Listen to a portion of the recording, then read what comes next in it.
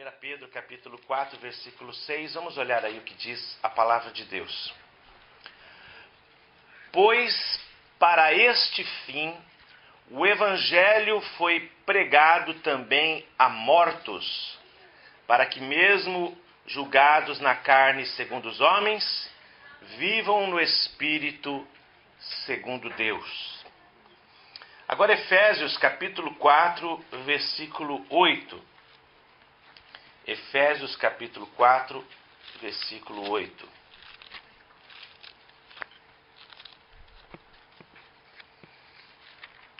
Quem ontem esteve aí no seminário bíblico, né? Aprendeu um pouquinho melhor a manusear sua Bíblia também. Com os irmãos que cantam a musiquinha aí. Efésios capítulo 4, versículo 8. Diz assim: Por isso diz, quando ele subiu às alturas, levou cativo o cativeiro e deu dons aos homens. Amém. Vamos orar. Convido o pastor Miqueias a nos elevar a Deus nessa oração. Oremos ao Senhor. Pai de amor, nós agradecemos a Ti, ó Pai, o privilégio de estarmos aqui, ó Pai, em comunhão na Tua casa. Pai, queremos pedir agora, ó Pai, que o Senhor prepare o nosso coração como terreno fértil, ó Pai, para que a palavra lançada através do Teu Filho possa encontrar, ó Pai, um terreno que está arraigado, que está pronto para receber, ó Pai, essa semente que irá produzir frutos em nossas vidas. Amém, Jesus. Usa o Teu Filho, cubra ele com Teu manto. Amém, Que Senhor. Teu Espírito Santo de Deus possa estar iluminando, ó Pai, e levando, ó Pai, a Ele entregar essa semente que o nosso coração espera tão ansiosamente. Abençoa todos nessa manhã, em nome do Senhor Jesus.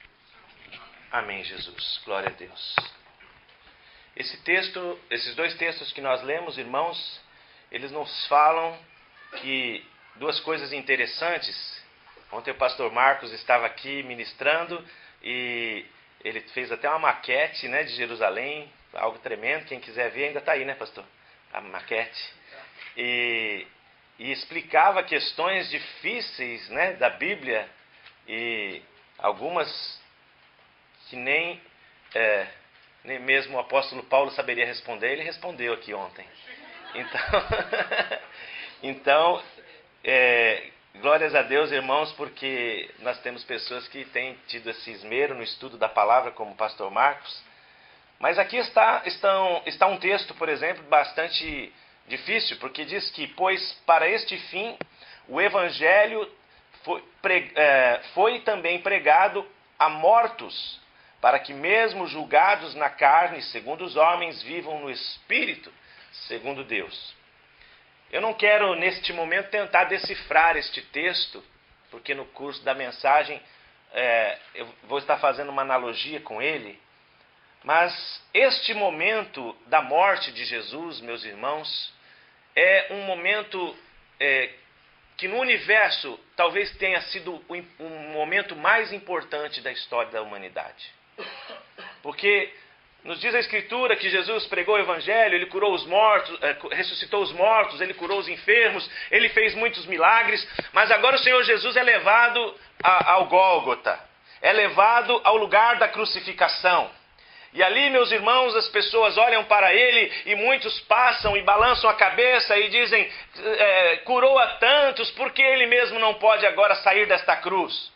Outros diziam, se tu és o Cristo, desce da cruz, queremos ver. Mas, meus irmãos, Jesus não podia descer da cruz. Jesus não podia descer daquela cruz porque foi para aquela cruz que Ele veio ao mundo. Foi para morrer naquela cruz que Ele veio a este mundo, para salvar os pecadores. Entretanto, nem todas as pessoas tinham uma concepção perfeita da obra de Jesus.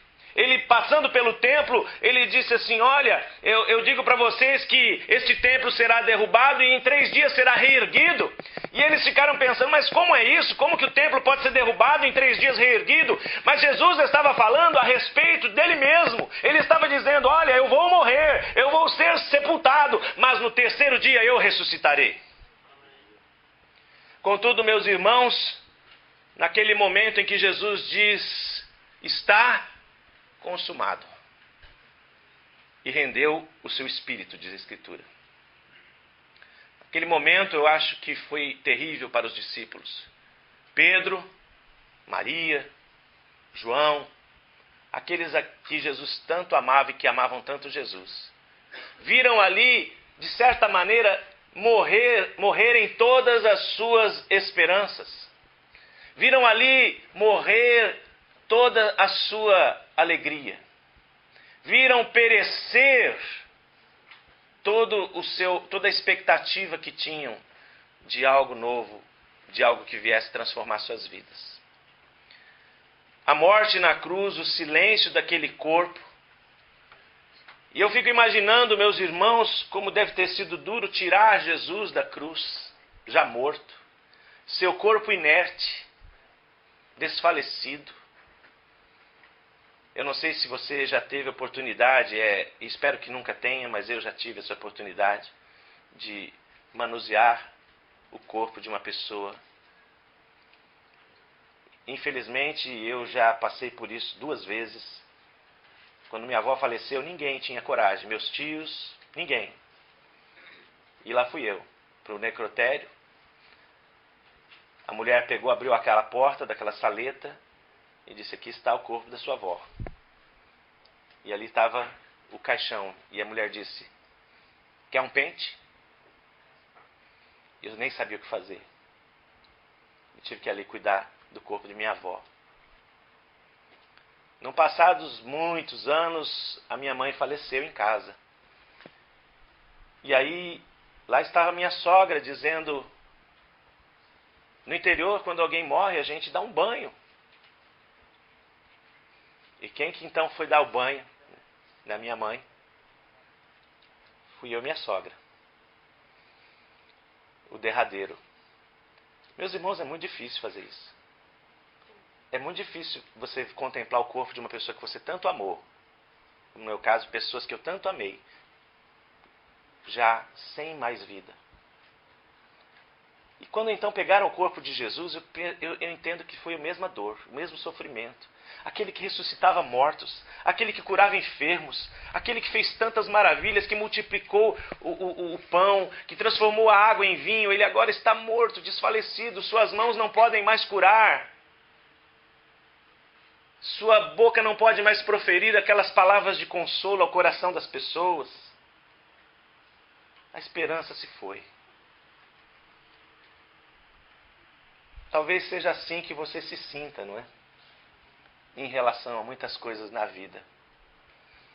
Parece que para certas coisas na sua vida Jesus morreu. Ele está inerte. As mãos dele não podem mais curar. As palavras que ele disse não podem mais te consolar. O sopro dele não pode mais te fortalecer. Aqueles discípulos, meus irmãos, eles estavam vivendo um momento de derrota. E quantos momentos de derrota nós temos na vida, não é? Às vezes as pessoas veem as pessoas pregando na frente e tão animadas, falando do Evangelho. Mas, meus irmãos, quantos de nós que pregamos a palavra, muitas vezes estamos com o nosso coração cortado? Estamos com a nossa alma ferida. Nós temos que trazer esperança para o povo.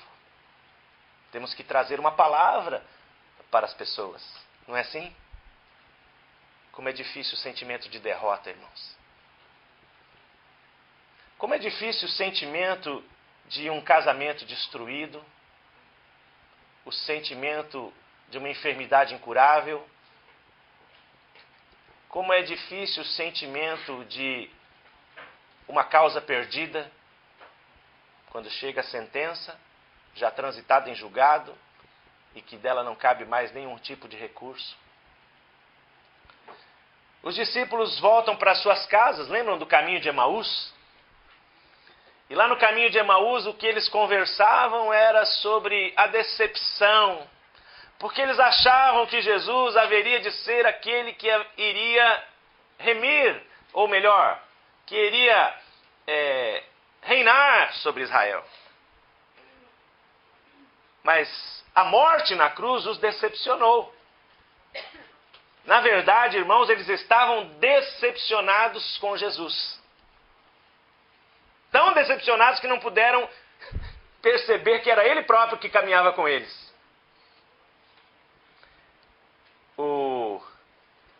Agora esqueci o nome do autor, vocês vão me lembrar pelo título do livro. Ele escreveu um livro, Decepcionado com Deus. Como que é o nome, Marco? Philip Yancey. Vale a pena ler. Decepcionado com Deus. E ele fala sobre isso. Quanta gente está nas igrejas, mas estão decepcionados com Deus. Decepcionados porque Deus não agiu quando você esperava que Ele agisse. Não fez o milagre que você esperava que Ele fizesse. Não curou a enfermidade que você esperava que Ele curasse. Não te socorreu na hora em que você, entre aspas, pensava que mais precisava. Decepcionado com Deus. Era assim que estavam os discípulos no caminho de Emaús, vivendo a amargura, o sofrimento não só da morte de Jesus, mas a decepção de que Ele não era quem eles pensavam que Ele era. Eles gastaram tanto tempo naquilo, eles investiram tanto da vida deles seguindo o Mestre, mas Ele não era o Mestre que eles pensavam que fosse. Era somente um ser humano comum, mortal, e que tinha morrido, e tinha acabado, e aquela história tinha acabado por ali, tinha encerrado. Decepção. Quantas vezes a gente se sente decepcionado, não é? Decepcionado com os irmãos na igreja. Decepcionado com os líderes. Decepcionado com o pastor. E aquele dia eu esperava tanto do pastor, mas ele não me visitou. Eu fiquei ali, olhando pela janela, ver se ele aparecia. Ele nunca apareceu. Nem deu um telefonema. Que decepção. Eu esperava mais dele, sabe? E o meu marido? O seu, não o meu. Estou falando de seu nome agora. E o meu marido? Porque o pastor, tudo bem, não é? Mas e o marido? Você esperava tanto dele naquele dia. Você estava lá nas dores de parto. Eu não estou contando história de ninguém aqui. E o marido assistindo UFC. Mais preocupado com a dor do lutador do que com a sua dor. Eu falei UFC, mas podia ser o jogo do Flamengo também. Que decepção, não é?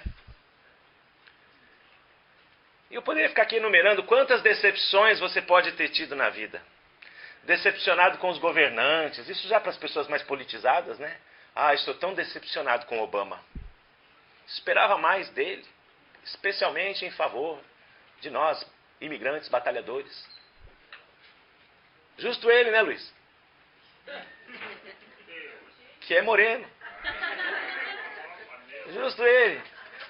Podia estar fazendo pelo menos alguma coisa para os afrodescendentes, né? Para quem é negro, dar um green, né? Podia até ser o refrão da eleição dele. Mas que decepção, meus irmãos, ele não fez nada disso. E o nosso amado, querido, precioso presidente Lula, se esperava tanto dele. No primeiro dia ele disse: eu vou acabar com a fome no Brasil. E por mais que ele trabalhou, a fome aumentou. Meus amados irmãos, a gente decepcionado. Agora, a grande tristeza dessas pessoas é porque estavam decepcionados com Deus. E eu acho que essa é a pior de todas as decepções. E decepcionado com Deus só fica quem crê nele, sabia? Porque quem não crê em Deus não vai ficar decepcionado com ele. Então, decepção com Deus é coisa de crente. É coisa de gente de Deus. É coisa de gente que crê em Jesus.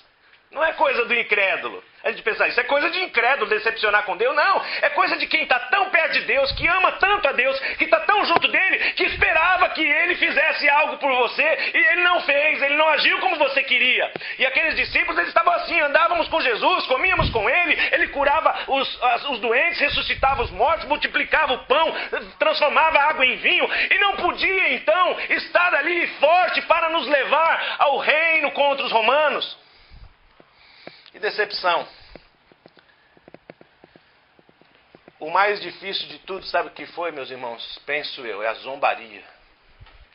Aqueles que andavam com Jesus agora passavam na rua e as pessoas diziam: e aí, cadê o seu mestre?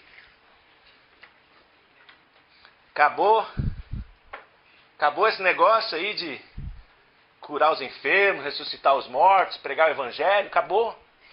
E o que eles tinham que fazer nessa hora, meus irmãos? Só baixar a cabeça e sofrer a zombaria. E na vida, quantas vezes a gente é motivo de escárnio, de zombaria? Quantas vezes na vida as pessoas olham para nós sem nenhuma misericórdia e zombam do nosso sofrimento?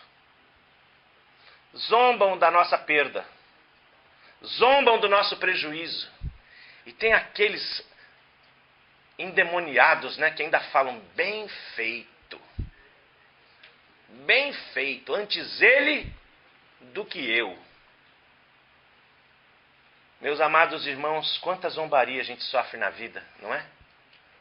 A pessoa perdeu o emprego e alguém diz assim: bem feito. A pessoa perdeu a casa, não conseguiu pagar a casa e alguém diz assim: mereceu. Fez tal coisa, mereceu. A dor, meus irmãos, das pessoas olharem para nós e nos julgar. E o mais triste, meus irmãos, que a gente vê às vezes na igreja, né, no meio dos judeus também era assim, é que é o sujo falando do mal lavado. É o roto falando do rasgado. Não é? Porque como eu disse aqui outro dia, né, como na igreja a gente tem juízes. As pessoas que julgam os outros. Olha lá o pecado do fulano, olha. Vai vasculhar o teu cérebro e ver se você é 10% melhor que aquela pessoa. Meus irmãos, já disse a doutrina calvinista que o ser humano, ele é completamente depravado e perdido. Eu não acredito no ser humano. Sabe por quê? Sabe por que eu não acredito no ser humano? Porque eu sou um deles. Eu sei de quem eu estou falando. Não acredito. Quando as pessoas dizem assim: você viu o grande homem? Eu posso ver o grande Deus agindo na vida dele, mas homem grande só aquele sujeito que joga basquete lá, o Emil Rached, não sei se nem está vivo. Mas meus amados... Morreu, tá vendo? Até os grandes caem. Mas meus amados irmãos, a zombaria é uma coisa terrível. E o ser humano, ele é zombeteiro, ele gosta de zombar. O casamento de alguém está lá acabando e as pessoas estão dizendo: tomara que acabe mesmo. As finanças do sujeito estão destruindo e as pessoas estão dizendo: tomara que acabe mesmo. E assim, meus irmãos, aqueles homens sofriam o fruto da zombaria, da derrota. E para eles, tudo tinha acabado. A cruz foi o fim. A cruz foi a destruição de suas esperanças. A cruz foi a destruição e foi a derrota deles. E talvez é assim que você se sinta muitas vezes na vida. Não tem recuperação. O que eu perdi não vai voltar nunca mais. Mas, meus amados irmãos, eu tenho uma boa notícia para dizer. A cruz não era o fim. E a tua situação não é o fim. Amém? Diga assim comigo: a minha situação não é o fim. Aleluia. Enquanto aqueles discípulos choravam, houve um barulho lá no mundo dos mortos. Esse texto que nós lemos, ele fala alguma coisa sobre isso. Pum! Alguém arrombou a porta do inferno. E houve uma gritaria naquele lugar, um desespero. E aqueles demônios que habitavam na escuridão começam a correr para todos os lados. E num lugar onde estão ali os espíritos dos profetas, os espíritos dos homens de Deus, um lugar onde eles estão em repouso, todos se levantam e dizem: que barulho foi esse? O que aconteceu? O que está acontecendo aqui no Hades? O que está acontecendo aqui no além? E então os homens de Deus começam a olhar uns para os outros e começam a perguntar: que barulho é esse que está acontecendo? E meus irmãos, parece que o inferno treme, os portais do mundo dos mortos começam a tremer, e então um grande guerreiro, um grande herói, com manchadas de sangue, com o seu corpo lavado no sangue, mas com a coroa sobre a sua cabeça. Ele entra naquele lugar e ele diz: eu estou vivo. E ele veio aqui para te dizer esta manhã: a tua esperança ainda vive. Ainda que as pessoas estejam dizendo: tua esperança morreu, mas Jesus está aqui para te dizer: a tua esperança está viva porque eu vivo. E meus amados irmãos, quando então Jesus interrompe o descanso daqueles homens santos do passado, eu creio que Jesus, ele começa a entrar naquele lugar e os olhos das pessoas começam a olhar e dizer: quem é este? Quem é este? Quem é este de olhar iluminado? Quem é este de semblante sereno que entra no mundo dos mortos? E eu creio que o primeiro a perguntar para ele: quem é você? O mais antigo de todos, Adão. Adão olha para ele e diz assim: quem é você? E Jesus olha para Adão e diz lá em Gênesis 3,15, ele já dizia: eu sou o teu descendente, Adão. E eu já feri a cabeça da serpente, como eu prometi. Aleluia! Ela me feriu o calcanhar, mas eu lhe pisei a cabeça, Adão. E eu creio que Adão deu um salto no mundo dos mortos e disse como você: aleluia. Deus seja louvado. E Jesus vai andando e Adão vai indo atrás dele, porque os outros ainda não sabem quem ele é. E aparece um outro velhinho ali dizendo: mas quem é você? O nome dele era Noé. E Jesus olha para Noé e diz assim: Noé, você não me conhece, mas eu sou a arca da tua salvação. Um dia você esteve dentro de uma arca que te livrou das águas, mas eu estou aqui para te livrar do inferno. Eu vim aqui, Noé, porque você foi fiel a mim e você esperou durante muito tempo, mas eis-me aqui para te dar de novo aquilo que é teu. E Deus está aqui para te dizer: eis-me aqui, meu filho, para te dar aquilo que é teu. E eu creio que aquele cordão foi aumentando e Noé vai indo atrás de Jesus também. Adão vai indo atrás de Jesus e logo ele encontra um outro homem. E quando Jesus olha para aquele outro homem, os olhos daquele homem brilham. Porque aquele homem sabe quem é Jesus. Porque ele é amigo de Deus. E quem é amigo de Deus sabe quem é Jesus. E me diz a minha mente, não a Escritura, que naquele momento, meus irmãos, Jesus olha para Abraão e diz: Abraão, você sabe quem eu sou? E eu acho que Abraão balança a cabeça e diz assim: eu acho que sei. E Jesus diz para ele: eu sou o sacerdote segundo a ordem de Melquisedeque. Eu sou o rei de Salém, o rei de paz, aquele que te abençoou no caminho. Eu sou aquele a quem você fez a tua oferta, aquele a quem você dedicou a sua vida.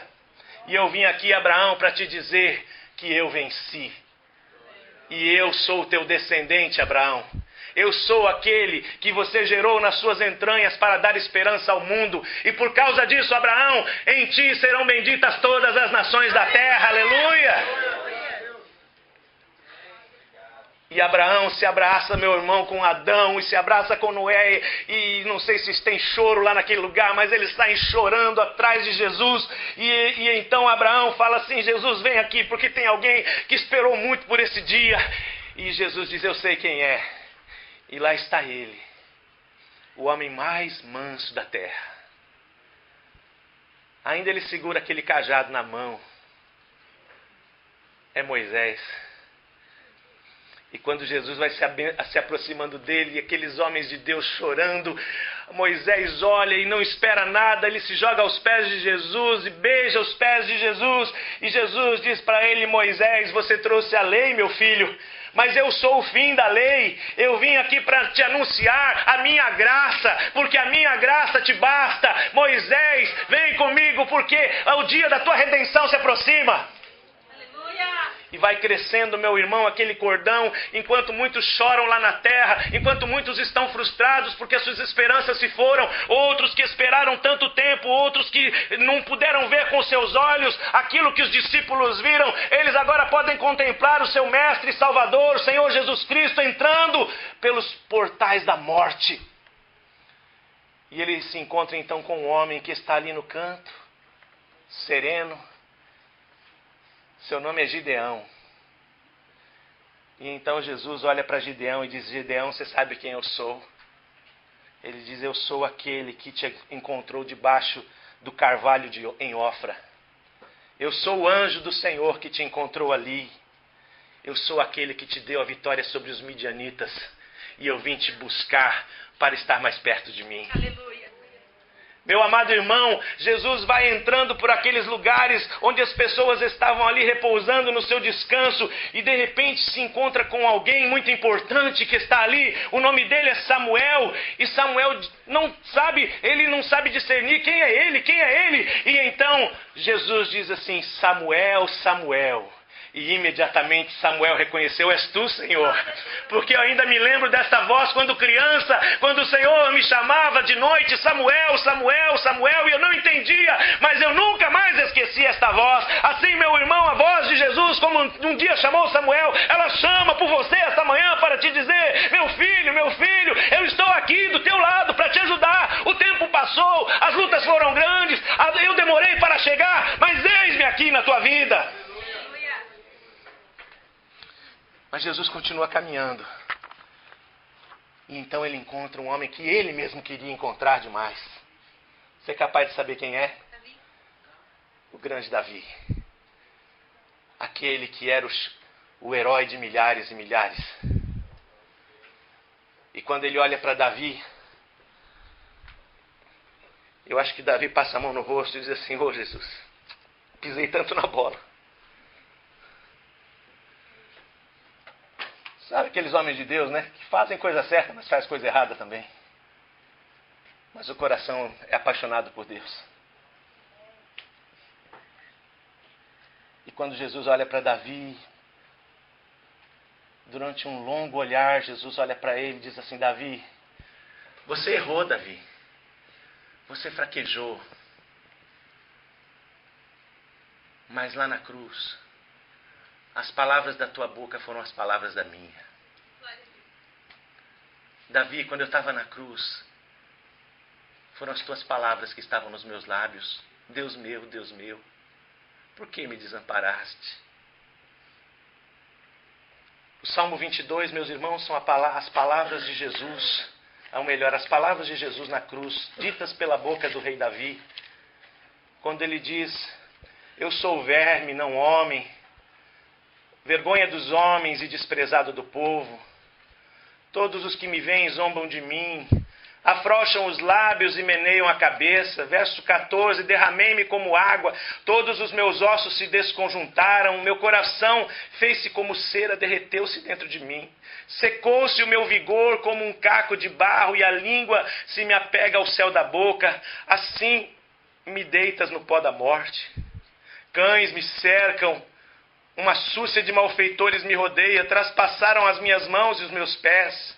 Posso contar todos os meus ossos, eles me estão olhando, encarando em mim, repartem entre si as minhas vestes e sobre a minha túnica deitam sortes. E ele diz: Davi, você viu tudo isso, mas eu vivi tudo isso por ti, por cada um que está aqui. E eu creio que naquele momento, meus irmãos, Davi chorou. Davi chorou. Davi se entristeceu pelas decepções, se alegrou pelas vitórias. E o Senhor Jesus, por um breve momento, lembrando da cruz, se contorceu. Mas novamente levantou o seu rosto e disse: Davi, eu fui aquele que morreu na cruz, traspassaram as minhas mãos e os meus pés, como no Salmo 22, mas saiba de uma coisa, Davi, eu também sou aquele que você falou no Salmo 24, aquele que diz: levantai, ó portas, as vossas cabeças, levantai-vos, ó portais eternos, porque eu sou o Rei da Glória, Davi. E meu amado irmão, eu creio que nesse momento o coração de Davi se encheu de alegria, e num abraço no seu mestre, Jesus disse: vem comigo, Davi, vem comigo, me leva para conhecer os outros, para estar com os outros, aqueles que durante muito tempo eu ajudei, durante muito tempo eu estive com eles, mas eles não podiam me ver, eles não podiam se lembrar de mim. E então Davi disse: Jesus, você precisa encontrar a pessoa aqui. Aliás, não é uma, são 3 pessoas. E então Davi os leva até um aposento. E naquele aposento estão 3 homens. E quando aqueles 3 homens olham para Jesus, um olha para o outro e diz: você se lembra dele? Aleluia. E Mesaque disse: como eu poderia esquecer? Como eu poderia esquecer aquele que andou no meio do fogo conosco? E Jesus chega diante de Sadraque, Mesaque e Abdenego e diz assim para eles: filhos, como vocês foram corajosos. Poucos homens tiveram coragem de entrar no fogo por mim, mas vocês entraram. E aquele 4º homem no fogo era eu. E meus amados irmãos, os olhos deles se encheram de lágrima, e nesse momento já Davi, Adão, Noé, todos pulavam em festa, eles brincavam e celebravam e dançavam, e Davi comandava o louvor e corria de um lado para o outro e dançava na presença de Jesus. E meus irmãos, essa jornada foi grande, foram 3 dias. Mas Jesus ainda se aproxima daqueles que estavam no fogo um dia. E ele diz: eu quero dizer uma coisa para vocês. Eu sou aquele que anda com os meus filhos no meio da aflição. E Jesus quer te dizer hoje: Ele é aquele que anda contigo no meio da aflição, meu irmão. Ele é aquele que anda no meio do fogo. Ele é aquele que anda no meio das águas profundas. Ele é aquele que enxuga as tuas lágrimas na madrugada, quando os homens te abandonaram, quando todos te traíram, quando todos te decepcionaram e zombaram de você. Ele é aquele que recebe a tua oração.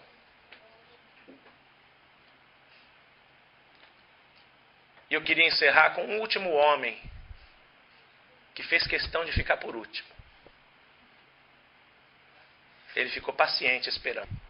Jesus nem precisa dizer quem ele é, porque Isaías vem ao encontro de Jesus, aquela multidão o seguindo lá nas profundezas do Hades, e então Isaías levanta a sua mão e diz: maravilhoso, conselheiro, Deus forte, Pai da eternidade, príncipe da paz, Deus conosco, o grande Emanuel, o grande eu sou, o Senhor de Israel, o grande Salvador da humanidade. Um menino nos nasceu, um filho se nos deu, e o governo estará sobre os seus ombros. Aleluia! E meu irmão, eu penso que aquele grande número de irmãos, aquela nuvem de testemunhas da qual nos fala o livro de Hebreus, todos cercando Jesus naquele momento. E como eu aprendi com o pastor Marcos, né? Porque eu dizia assim que essas pessoas estavam todas lá, né? Mas um dia o Marcos ensinando, eu aprendi essa lição com ele, que nos diz que ele pegou toda esta gente e levou não para o terceiro céu, mas levou para o céu num lugar perto de Deus. Aleluia. Ele disse: fiquem aqui, porque aqui é um lugar mais perto de mim. Porque o apóstolo Paulo disse: eu não sei o que é melhor, se é estar aqui com os irmãos ou estar com o Senhor, que é muito melhor. Aleluia. E meus amados irmãos, no terceiro dia, nos diz a Escritura que os anjos tocam as trombetas, porque ao findar esse terceiro dia, meus irmãos, Jesus não fez somente falar com os apóstolos, não foi só falar com os profetas, não foi somente falar com estes homens, mas ele foi a um lugar ainda mais profundo. Ele passou deste lugar e entrou no inferno, e ali no inferno onde as pessoas gemiam e choravam e fugiam da sua presença e corriam de Jesus com ódio dele, com amargura no coração. Então Jesus vai até o mais profundo daquele lugar e ele pega as chaves da morte, e ele segura as chaves da morte, e ele as detém em suas mãos, e ele diz: eu agora tenho as chaves do inferno e da morte, eu agora tenho o poder sobre o diabo, porque eu pisei na cabeça da serpente, eu venci o diabo, eu venci a morte, eu venci todas as coisas, eu sou o rei vencedor. E ele disse: agora venham comigo, homens de Deus, porque eu agora vou subir aos céus. Primeiro eu vou dar uma passadinha lá para falar com os meus discípulos, mas depois eu vou subir aos céus. E ali os portais da glória se abrirão para receber o Rei da Glória, onde eu oferecerei o meu sangue no altar eterno do Deus Altíssimo. E meus amados irmãos, naquele momento Jesus sobe.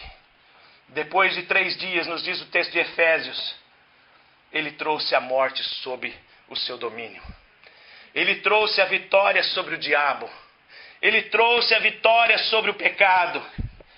Ele anunciou a sua ressurreição para aqueles que estavam tristes e abatidos. E ele, quando chega ali, ele diz, já não mais lá no mundo dos mortos, mas agora no mundo dos vivos. Ele diz para Madalena, Maria, sou eu, não temais. Ele vai no caminho de Emaús e ele aquece o coração daqueles discípulos e diz para eles, sou eu, aquele que haverá de remir Israel, aleluia. Aleluia. E meus irmãos, novamente volta a alegria ao coração daquele povo entristecido. E nos diz a Escritura que Pedro sai correndo. Pedro vai que nem um desesperado até o túmulo para ver se encontra Jesus. Mas ele não está lá. Ele não está lá. E as pessoas procuram, encontram as vestes com as quais ele havia sido sepultado. E todos dizem, o sepulcro está vazio. O sepulcro está vazio. A morte foi derrotada. O diabo foi derrotado. E a palavra que eu tenho para te dizer esta manhã, meu irmão, o sepulcro está vazio. Jesus morreu na cruz para te salvar. O sepulcro está vazio e nisso está a tua vitória. Alegre-te na tua vitória como Isaías. Alegre-te na tua vitória como Jeremias. Alegre-te na tua vitória como Maria. Alegre-te na tua vitória como Gideão. Alegre-te na tua vitória como Samuel. Porque perto está a tua vitória. A aparente derrota, meu irmão, é momentânea. Aquelas pessoas que estavam lá aguardando, aguardaram muito tempo. Mas eles sabiam que a vitória iria chegar. Aqueles que estavam lá na terra, não sabiam que a derrota deles duraria só 3 dias. Mas a alegria duraria a eternidade. Aqueles que viram Jesus morrer, agora estavam dispostos a morrer por ele. No meio da aflição, eu quero te dizer, Jesus está com você. Quando você tem passado por lutas, não pense que ele te abandonou. Não pense que Jesus te deixou. Não fique decepcionado com Deus. Porque no final, eu te garanto, ele não decepcionará ninguém. Nós o decepcionamos sempre. Como Davi, talvez no dia que nós encontrarmos com Jesus, a gente vai vir com algumas escusas, né? Dizendo, ô Jesus, eu queria ter sido melhor. E ele vai dizer, bem está, servo bom e fiel, entra no gozo do teu Senhor. Porque na casa de meu pai há muitas moradas. Se não fosse assim, eu já teria dito a você, mas eu vou para preparar, eu fui para preparar lugar para você, para que onde eu estou estejais vós também. Meu irmão, no 3º dia, ele ressuscitou. E eu te digo, em breve ele trará uma boa notícia para você. Assim como aqueles homens lá no mundo dos mortos esperavam uma boa notícia. Passaram para alguns 300 anos, 400 anos. Para Adão foram mais de quantos 1000 anos, nem sei. Mas a notícia boa veio. Eu não sei quanto tempo você tem que esperar. Enquanto você espera, saiba que Jesus está contigo na tua aflição. Mas eu te digo, a boa notícia vai vir. Diga-se comigo, a boa notícia vai chegar. A boa notícia vai chegar. Creia nisso. Vamos fechar os nossos olhos, nós vamos orar. Senhor, meu Deus e meu Pai, graças te damos pelo nosso Senhor e Salvador Jesus Cristo. Aleluia. O grande Alfa e Ômega, o princípio e o fim, o Rei dos Reis, o Senhor dos Senhores, o Verbo da vida, a resplandecente estrela da manhã, o Leão de Judá, a raiz de Davi, o Rei da Glória, a rosa de Saron, o sacerdote Melquisedeque, o anjo da fornalha, o anjo entre os leões, o Senhor de todo o universo. Obrigado por ele, Senhor. Porque na hora da angústia o Senhor estará conosco. Quando passarmos pelo fogo, o Senhor estará conosco. Quando passarmos pelas águas, o Senhor não nos abandonará. Porque o Senhor é o nosso pastor e nada nos faltará. O Senhor nos fará deitar em pastos verdejantes por amor do teu nome. O Senhor há de preparar uma mesa diante de nós na presença dos nossos adversários. o Senhor vai encher o nosso cálice e ele vai transbordar. Porque aquele que habita no esconderijo do Altíssimo e está à sombra do Onipotente, diz o Senhor, meu refúgio, meu baluarte, Deus meu em quem confio.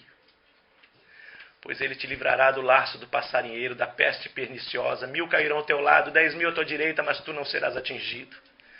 Somente com teus olhos verás e contemplarás a destruição dos ímpios. Meu Deus, nós te agradecemos por esta palavra, te agradecemos por Jesus, te agradecemos pelo Evangelho, te agradecemos, ó Deus querido, pela tua igreja, te agradecemos pelo consolo que o Senhor nos dá nesse tempo da terra. E nós te pedimos, Senhor, que nos dê forças, Pai. Nos dê forças para perseverar na hora da angústia.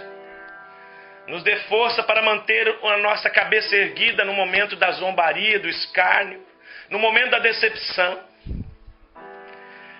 Nos ajude a mantermos a nossa confiança, a nossa perseverança e o nosso labor no Senhor. Meu Deus, abençoa estes irmãos que aqui se encontram. Decepcionados, frustrados, tristes, aborrecidos, muito cheios de traumas, de problemas. Eu oro até por aqueles que não se encontram aqui essa manhã. E eu peço que o teu Espírito passeie no meio desta igreja. E o teu anjo possa ir tocando cada vida nessa manhã, meu Pai. Para restaurar o que está destruído. Para levantar o que está caído e abatido. Para dar esperança àquele que já perdeu. Se você, meu irmão, está assim. Se você já perdeu a esperança em algo. Se você está decepcionado e frustrado, fique de pé no seu lugar. Eu quero orar pela tua vida. Porque eu creio que hoje Jesus quer restaurar o teu coração.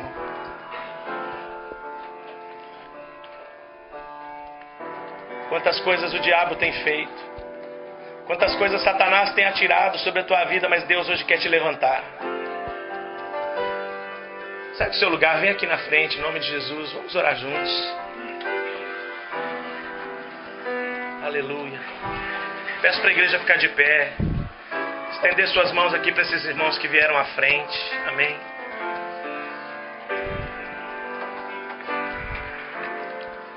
Aleluia. Mesmo que você não veio aqui na frente, eu sei que Deus falou com você. Eu quero te dizer, o Deus de paz esmagará Satanás debaixo dos teus pés. Diga assim comigo, o Deus de paz esmagará Satanás debaixo dos meus pés. Amém. Aleluia. Glória a Deus. Vamos orar, quero pedir para a Eliane fazer essa oração em nome de Jesus. Querido Deus, oh Jesus bendito, nosso coração se derrete na Tua presença nesta manhã, Senhor. Oh Deus, não tem preço, Senhor, não tem valor nenhum, Senhor, que nós possamos comparar, Senhor, a grandiosidade, Senhor, do Teu sacrifício por nós na cruz.